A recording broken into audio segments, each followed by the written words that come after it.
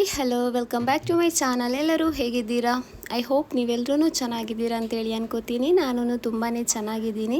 So ಇದು ಮಂಗಳವಾರದ blog ಆಗಿರುತ್ತೆ. ಮಂಗಳವಾರದ ಬ್ಲಾಗನ್ನು ನಾನು ಬೆಳಿಗ್ಗೆನೇ ಸ್ಟಾರ್ಟ್ ಮಾಡಿದ್ದೀನಿ. ಸೊ ಇವತ್ತಿನ ಬ್ಲಾಗಲ್ಲಿ ಏನೆಲ್ಲ ಆಯಿತು, ಏನೆಲ್ಲ ಮಾಡಿದ್ದೀನಿ, ಸೊ ಇವತ್ತಿನ ದಿವಸ ಯಾವ ಥರ ಎಲ್ಲ ಹೋಯಿತು ಅಂತೇಳಿ ನಾನು ನಿಮ್ಮ ಜೊತೆ ಈ ಬ್ಲಾಗ್ ಮೂಲಕ ಶೇರ್ ಮಾಡ್ತೀನಿ. ಸೊ ಹಾಗೆಯೇ ನಿಮ್ಮೆಲ್ಲರೂ ನನ್ನ ಈ ಬ್ಲಾಗಿಗೆ ವೆಲ್ಕಮ್ ಮಾಡ್ತಾ ಇವತ್ತಿನ ಬ್ಲಾಗನ್ನು ಶುರು ಮಾಡೋಣ. ಸೊ ಯಾವಾಗಲೂ ಯಾವ ಥರ ನಾನು ಬ್ಲಾಗನ್ನು ಸ್ಟಾರ್ಟ್ ಮಾಡ್ತೀನಿ, ಬೆಳಿಗ್ಗೆ ಎದ್ದು ಯಾವುದು ರುಟೀನ್ ಇರುತ್ತೆ ನಂದು. ಅಂದರೆ ಬೆಳಿಗ್ಗೆ ಎದ್ದ ತಕ್ಷಣ ನೀರು ಕುಡಿಯೋದು, ನಮಾಜ್ ಈ ಥರದ್ದೆಲ್ಲ ಆದಮೇಲೆ ನಾನು ಡೈರೆಕ್ಟಾಗಿ ಕಿಚನಿಗೆ ಬಂದಿದ್ದೆ. ಫಸ್ಟಿಗೆ ನಾನಿಲ್ಲಿ ಅಕ್ಕಿನ ಸೋಕ್ ಮಾಡಿ ಇಟ್ಟಿದ್ದೀನಿ. ಇವತ್ತು ಒಂದು ಒಳ್ಳೆ ಲಂಚ್ ಬಾಕ್ಸ್ ರೆಸಿಪಿನ ಮಾಡೋಣ ಅಂಥೇಳಿ. ಹಾಗೆ ನನ್ನ ಮಗಳಿಗೆ ಮದ್ರಸಕ್ಕೂ ಟೈಮ್ ಆಗಿಬಿಟ್ಟಿತ್ತು. ಸೊ ಅದಕ್ಕೋಸ್ಕರ ಇವಾಗ ಅವಳನ್ನ ಅಲ್ಲಿ ತನಕ ಬಿಟ್ಟು ಬರೋಣ ಅಂತೇಳಿ. ಯಾಕೆಂದರೆ ಬೆಳಿಗ್ಗೆ ಟೈಮಲ್ಲಿ ನಾಯಿ ಎಲ್ಲ ಇರುತ್ತೆ. ಸೊ ಹಾಗಾಗಿ ನಮ್ಮ ಅಪ್ಪ ಅಂತೂ ತುಂಬಾ ಬೈತಾರೆ ಒಬ್ಳನ್ನೇ ಕಳಿಸಿದ್ರೆ. ಸೊ ಅದಕ್ಕೋಸ್ಕರ ಒಂದು ಅರ್ಧ ದಾರಿ ತನಕ ಮಾಡಿ ಬರೋಣ ಅಂತೇಳಿ ಇವಾಗ ಹೋಗ್ತಾ ಇದ್ದೀನಿ.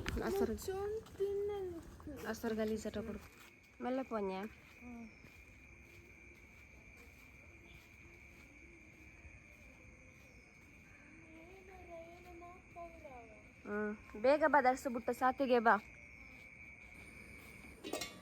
ಸೊ ಇವಾಗ ಮಗಳನ್ನೆಲ್ಲ ಮದ್ರಸಕ್ಕೆಲ್ಲ ಕಳಿಸಿ ಇವಾಗ ಬಂದಿದ್ದೀನಿ. ಇವಾಗ ನೀರನ್ನಲ್ಲಿ ಬಿಸಿ ಆಗೋದಕ್ಕೆ ಇಟ್ಟಿದ್ದೀನಿ. ಹಾಗೆಯೇ ಅಕ್ಕಿನ ನಾನು ಆವಾಗಲೇ ಸೋಕ್ ಮಾಡಿ ಇಟ್ಟಿದ್ದೀನಿ. ಬಾಸ್ಮತಿ ರೈಸ್ ಇದೆಯಲ್ವ, ಅದನ್ನು ಆವಾಗಲೇ ಸೋಕ್ ಮಾಡಿ ಇಟ್ಟಿದ್ದೀನಿ. ಸೊ ಇವಾಗ ಇಲ್ಲಿ ನೀರನ್ನು ಬಿಸಿ ಆಗ್ತಾ ಇದೆ. ಫಸ್ಟಿಗೆ ನಾನಿಲ್ಲಿ ರೈಸನ್ನು ಕುಕ್ ಮಾಡಿ ಇಟ್ಕೋತೀನಿ. ಈ ಪಲಾವ್ಗೆ ನಾವು ಅನ್ನನೂ ಆಮೇಲೆ ಮಸಾಲ ಒಟ್ಟಿಗೆ ಹಾಕಿ ಬೇಯಿಸೋದಲ್ಲ, ಮಸಾಲ ಮಾಡಿ ಈ ರೈಸ್ ಇರುತ್ತಲ್ವ ಅದನ್ನು ಮಿಕ್ಸ್ ಮಾಡ್ಕೊಳ್ಳೋದು. ಸೊ ಹಾಗಾಗಿ ಫಸ್ಟಿಗೆ ಇಲ್ಲಿ ರೈಸನ್ನು ಬೇಯಿಸಬೇಕಾಗುತ್ತೆ. ಹಾಗೆಯೇ ಬೆಳಿಗ್ಗೆ ಕ್ಲೈಮೇಟೂ ತುಂಬಾ ಚೆನ್ನಾಗಿತ್ತು. ಒಂಥರ ಮೋಡ ಥರ ತುಂಬಾ ಚೆನ್ನಾಗಿ ಕಾಣಿಸ್ತಾಯಿತ್ತು. ಬೆಳಿಗ್ಗೆ ಟೈಮಲ್ಲಿ ಕಿಚನಲ್ಲಿ ಅಡುಗೆ ಮಾಡ್ಕೊಳ್ಳುವಾಗ ಏನು ತುಂಬ ಸೆಕೆ ಆದರೆ ಒಂಥರ ಬೇಜಾರಾಗುತ್ತೆ ಕಿಚನಲ್ಲಿ ಅಡುಗೆ ಮಾಡೋದಕ್ಕೇ. ಬಟ್ ಇವತ್ತು ಸ್ವಲ್ಪ ಏನು ಕೂಲ್ ಥರ ಇತ್ತು, ಒಂಥರ ಚೆನ್ನಾಗಿ ಕಾಣಿಸ್ತು ಕಿಚನಲ್ಲಿ ಅಡುಗೆ ಮಾಡೋದಕ್ಕೆ. ಸೊ ಇವಾಗ ನೀರೂ ಚೆನ್ನಾಗಿ ಕುದಿದಿದೆ ಅನ್ನೋದು ಏನೋ ಅಂತಾರೆ, ಚೆನ್ನಾಗಿ ಬಾಯ್ಲ್ ಆಗಿದೆ ಒಟ್ಟಿನಲ್ಲಿ. ಸೊ ಇವಾಗ ಅದಕ್ಕೆ ರೈಸನ್ನು ಹಾಕಿ ಅನ್ನನೂ ಬೇಯಿಸಿದ್ದೀನಿ, ಅದನ್ನು ಸ್ಟ್ರೈನ್ ಮಾಡಿ ಇಟ್ಟಿದ್ದೀನಿ ಇವಾಗ. ಸೊ ಇವಾಗ ಇಲ್ಲಿ ಒಂದು ಏನು ಮಸಾಲ ಮಾಡ್ತಾಯಿದ್ದೀನಿ ಪನ್ನೀರ್ಗೆ. ಇವತ್ತು ನಾನು ಮಾಡ್ತಾ ಇರೋದು ಹರಿಯಾಲಿ ಪನ್ನೀರ್ ಪುಲಾವ್.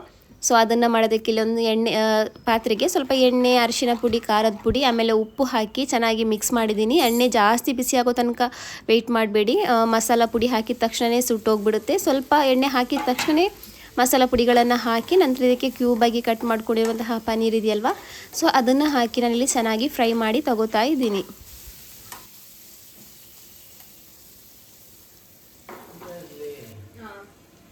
ಹಾಗೆಯೇ ಹರಿಯಾಲಿ ಪಲಾವ್ ಅಂತ ಹೇಳಿದ್ನಲ್ಲ, ಅದಕ್ಕೊಂದು ಹರ ಮಸಾಲ ಅಂದರೆ ಗ್ರೀನ್ ಕಲರ್ ಮಸಾಲ ಮಾಡ್ತಾಯಿದ್ದೀನಿ. ಅದಕ್ಕೆ ನಾನಿಲ್ಲಿ ಮಿಕ್ಸಿ ಜಾರಿಗೆ ಪುದೀನ, ಕೊತ್ತಂಬರಿ ಸೊಪ್ಪು, ಹಸಿರು ಮೆಣಸಿನ್ಕಾಯಿ, ಆಮೇಲೆ ಶುಂಠಿ ಬೆಳ್ಳುಳ್ಳಿ ಪೇಸ್ಟ್, ನಂತರ ಇದಕ್ಕೆ ಚಕ್ಕೆ, ಲವಂಗ, ಏಲಕ್ಕಿ ಸ್ವಲ್ಪನೇ ಹಾಕೋತಾ ಇದ್ದೀನಿ. ಹಾಕಿ ಇದನ್ನು ನಾನು ಚೆನ್ನಾಗಿ ಪೇಸ್ಟ್ ಮಾಡಿ ತಗೋತೀನಿ. ಇದರಿಂದ ಏನು ಪಲಾವ್ಗೆ ಒಳ್ಳೆ ಫ್ಲೇವರೂ ಬರುತ್ತೆ, ಹಾಗೆಯೇ ಕಲರೂ ಚೆನ್ನಾಗಿರುತ್ತೆ. ಸೊ ಅದಕ್ಕೋಸ್ಕರ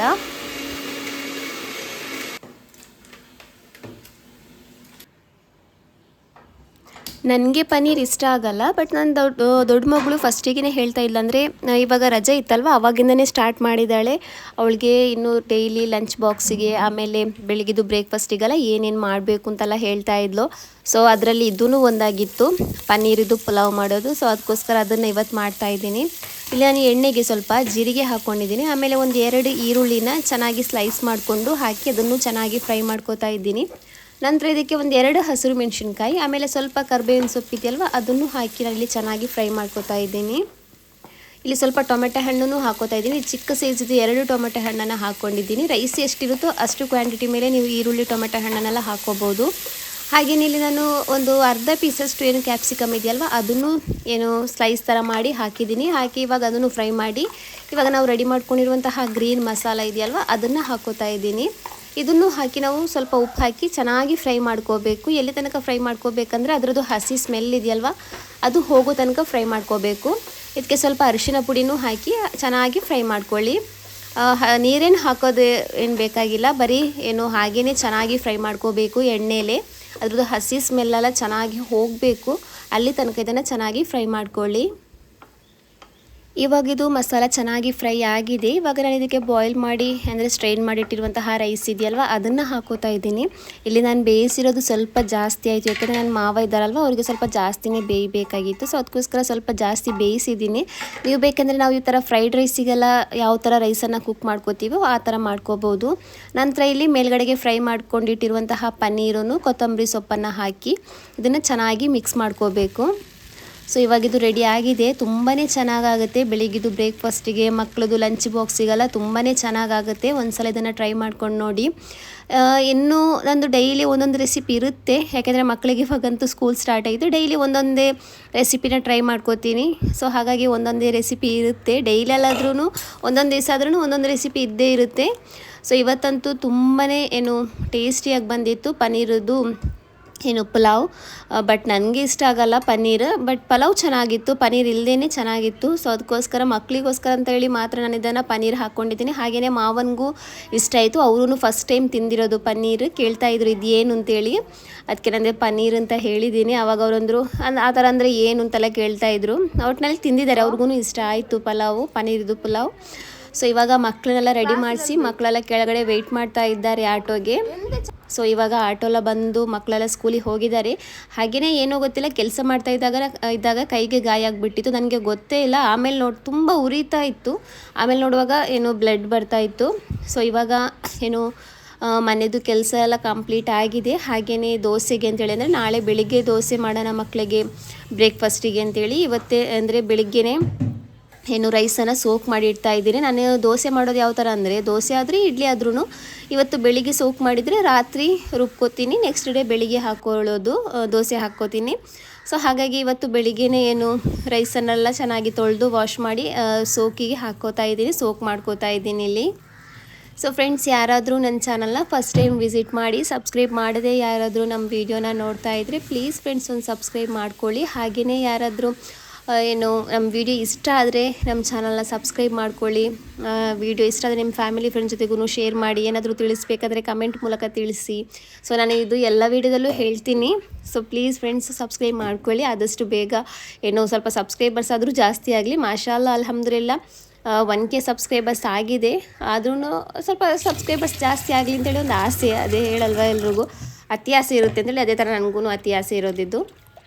ಹಾಗೆಯೇ ನನ್ನ ಮಾವ ನಿನ್ನೆನೇ ಹೇಳಿದ್ದಾರೆ, ಹೆಸರು ಬೇಳೆ ಬರುತ್ತಲ್ವ ಅದರದ್ದು ಪಾಯಸ ಮಾಡು ಅಂತೇಳಿ. ಬಟ್ ನಿನ್ನೆ ಖಾಲಿ ಆಗಿಬಿಟ್ಟಿತ್ತು. ನಿನ್ನೆ ನಾನು ಬರುವಾಗ ಡಿಮಾರ್ಟಿಂದ ತಗೊಬಂದಿದ್ದೆ ಹೆಸರು ಬೇಳೆ. ಸೊ ಅದೂ ಹೆಸರು ಬೇಳೆ ಸಾಬುದಾನ ಇದೆಯಲ್ವ ಅದೂ ಆಮೇಲೆ ಶಾವಿಗೆ ಹಾಕಿ ಇವತ್ತು ಪಾಯಸ ಮಾಡೋಣ ಅಂತೇಳಿ ಇಲ್ಲಿ ನಾನು ಇದನ್ನು ಫಸ್ಟಿಗೆ ಸೋಕ್ ಮಾಡಿ ವಾಶ್ ಮಾಡ್ತಾ ಇದ್ದೀನಿ. ಸಾಬುದಾನೂ ಹೆಸರು ಬೇಳೆ ಹಾಕಿ ಇದನ್ನು ಚೆನ್ನಾಗಿ ಮೊದಲು ಬೇಯಿಸ್ತೀನಿ, ಆಮೇಲೆ ಶಾವಿಗೆ ಹಾಕ್ಕೊಳ್ಳೋದು. ಆಲ್ಮೋಸ್ಟ್ ಎಲ್ರಿಗೂ ಗೊತ್ತು ಪಾಯಸ ಮಾಡೋದು. ಸೊ ಹಾಗಾಗಿ ನಾನು ಇದೊಂದು ರೆಸಿಪಿ ಏನು ಶೇರ್ ಮಾಡಿಲ್ಲ. ಸೊ ಯಾವ ಥರ ಮಾಡಿರೋದು ಅಂತೇಳಿ ಸ್ವಲ್ಪ ಮಾತ್ರ ವೀಡಿಯೋ ಮಾಡಿರೋದಷ್ಟೇ. ಇಷ್ಟು ದಿವಸ ಮಕ್ಕಳಿದ್ರು, ಬಟ್ ಇವಾಗ ಮಕ್ಕಳಿಲ್ವಲ್ಲ, ಒಂಥರ ತುಂಬ ಖುಷಿನೂ ಆಗ್ತಾಯಿದೆ. ಸ್ಕೂಲ್ ಒಂದ್ಸಲ ಸ್ಟಾರ್ಟ್ ಆಯ್ತಲ್ವ ಅಂತೇಳಿ. ಹಾಗೆಯೇ ಒಂಥರ ಬೇಜಾರು ಥರನೂ ಆಗ್ತಾಯಿದೆ. ಇಷ್ಟು ದಿವಸ ಮಕ್ಕಳಿದ್ರು ಇವಾಗಿಲ್ಲ ಅಂತೇಳಿ. ನನಗನ್ಸುತ್ತೆ ಸೆಕೆ ಟೈಮಲ್ಲಿ ಸ್ಕೂಲ್ ಇರಬೇಕಾಗಿತ್ತು. ಈ ಮಳೆ ಟೈಮ್ ಇರುತ್ತಲ್ವ ಈ ಟೈಮಲ್ಲೇ ರಜೆ ಕೊಡಬೇಕು ಅಂತೇಳಿ ಮಕ್ಕಳಿಗೆ. ಯಾಕೆಂದರೆ ಈ ಟೈಮಲ್ಲಿ ಸ್ಕೂಲಿಗೆ ಹೋಗೋದು ಬರೋದು ಅಂತೆಲ್ಲ ಆಗುವಾಗ ತುಂಬಾ ಕಷ್ಟ ಆಗುತ್ತೆ ಮಕ್ಕಳಿಗೆ.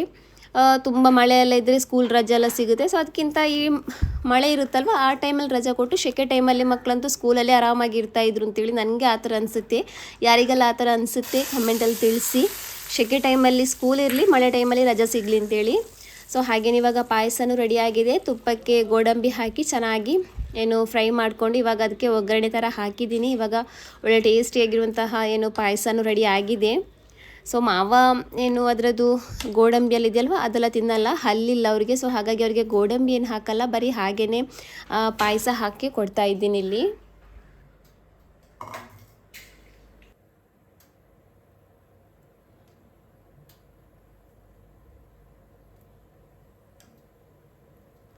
ಗೋಡಂಬಿನೆಲ್ಲ ನಾನು ತೆಗೆದು ನೋಡಿ ತೆಗಿತಾ ಇದ್ದೀನಿ. ಯಾಕೆಂದರೆ ಅವ್ರು ತಿನ್ನಲ್ಲ, ಬಾಯಿ ಹಾಕಿ ತೆಗೆದು ಬಿಸಾಕ್ತಾರೆ, ಅವರಿಗೆ ತಿನ್ನೋಕ್ಕಾಗಲ್ಲ ಗೋಡಂಬಿ ಎಲ್ಲ. ಸೊ ಅದಕ್ಕೋಸ್ಕರ ಗೋಡಂಬಿನೆಲ್ಲ ತೆಗೆದು ಬರೀ ಪಾಯಸನ ಕೊಟ್ಟಿದ್ದೀನಿ. ತುಂಬಾ ಚೆನ್ನಾಗಿ ಬಂದಿತ್ತು ಒಟ್ಟಿನಲ್ಲಿ. ಸೊ ಸ್ವಲ್ಪ ಹೊತ್ತು ರೆಸ್ಟ್ ಮಾಡೋಷ್ಟೊತ್ತಿಗೆ ಮಕ್ಕಳು ಬಂದುಬಿಟ್ರು. 12ವರೆಗೇ ಸ್ಕೂಲ್ ಬಿಡುತ್ತಲ್ವ. ಸೊ 12:45 ಆಗುವಾಗ ಇಲ್ಲಿ ಮಕ್ಕಳು ಸ್ಕೂಲಿಂದ ಬಂದಿದ್ದಾರೆ. ನೋಡೆ ಓದಿ ಬೇಬಿ ಬುನ್ನೆ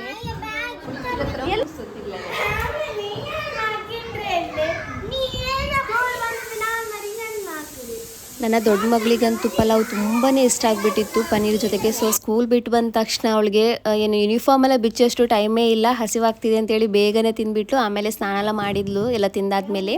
ಹಾಗೆಯೇ ನಾನು ಸ್ವಲ್ಪ ಹೊತ್ತು ಮಲಗಿ ಎದ್ದೇಳಷ್ಟೊತ್ತಿಗೆ ಹಸ್ಬೆಂಡೂ ಬಂದಿದ್ದರು, ಅಂದರೆ ಸಂಜೆ ಬಂದಿರೋದು. ನಾನು ಆಮೇಲೆ ವೀಡಿಯೋಸ್ ಮಾಡಿಲ್ಲ.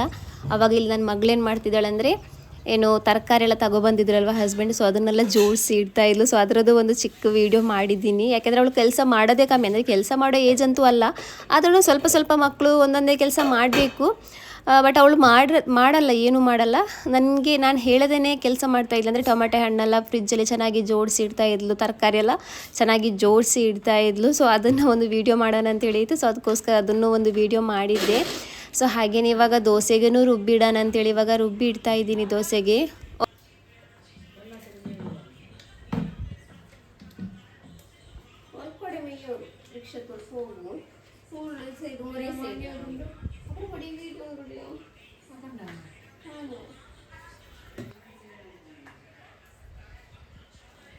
ನಾನೇ ಇಲ್ಲಾಂದರೆ ರಾತ್ರಿ ದೋಸೆಗೆ ರುಬ್ತೀನಿ. ಯಾಕೆಂದರೆ ಇವಾಗ ಸ್ವಲ್ಪ ಮಳೆ ಬರೋ ಥರ ಇದೆ, ಮೋಡ ಥರನೂ ಇದೆ, ಸ್ವಲ್ಪ ಮಳೆನೂ ಬರ್ತಾ ಇದ್ದೀನಿ. ರಾತ್ರಿ ಸಿಡ್ಲು ಮಿಂಚೆಲ್ಲ ಬಂದಾಗ ಕರೆಂಟ್ ಹೋಗುತ್ತೆ, ಆಮೇಲೆ ರುಬ್ಬಿಡೋಕ್ಕಾಗಲ್ಲ ಅಂತೇಳಿ ಸ್ವಲ್ಪ ಬೇಗನೆ ರುಬ್ಬಿ ಇಟ್ಟಿದ್ದೀನಿ. ಸಂಜೆ ಒಂದು 5:30 ಅಷ್ಟೊತ್ತಿಗೆ ಏನು ದೋಸೆಗೆ ಹಿಟ್ಟನ್ನು ರುಬ್ಬಿ ಇಲ್ಲಿ ಉಪ್ಪೆಲ್ಲ ಹಾಕಿ ಚೆನ್ನಾಗಿ ಮಿಕ್ಸ್ ಮಾಡಿ ಇಟ್ಕೊಳ್ಳೋಣ ಅಂತೇಳಿ.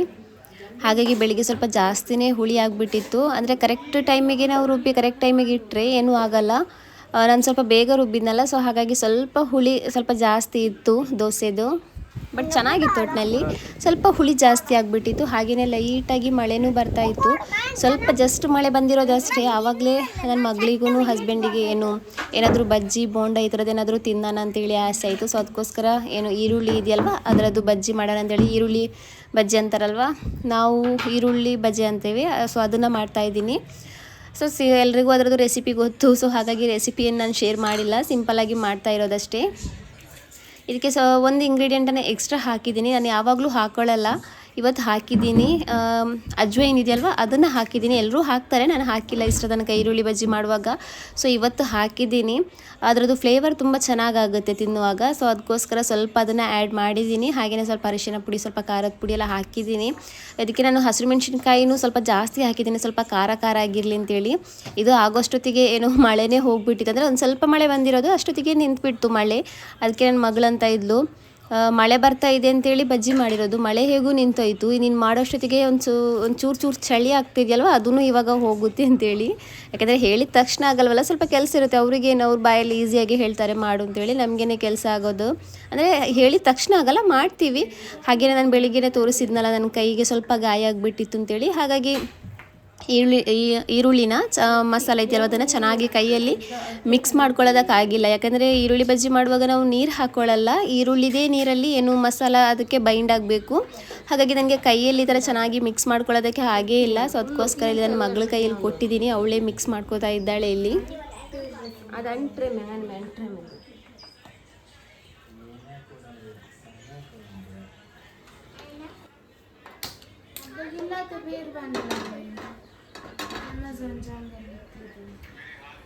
ಒಂದು ಸ್ವಲ್ಪ ಮಳೆ ಬಂದಿರೋದಷ್ಟೇ. ಆವಾಗಲೇ ಇವರಿಗೆ ಬಜ್ಜಿ ಬೋಂಡ ಏನಾದರೂ ಬಿಸಿಯಾಗಿ ತಿನ್ನಬೇಕು ಅಂತೇಳಿ ಆಸೆ ಆಯಿತು. ಇನ್ನೊಂದು 3 ತಿಂಗಳಲ್ಲಿ ಮಳೆ ಟೈಮಲ್ಲಿ ನನಗೆ ಡೈಲಿ ಇದೇ ಕೆಲಸ ಆಗುತ್ತೆ ಅಂತೇಳಿ ಅನಿಸುತ್ತೆ.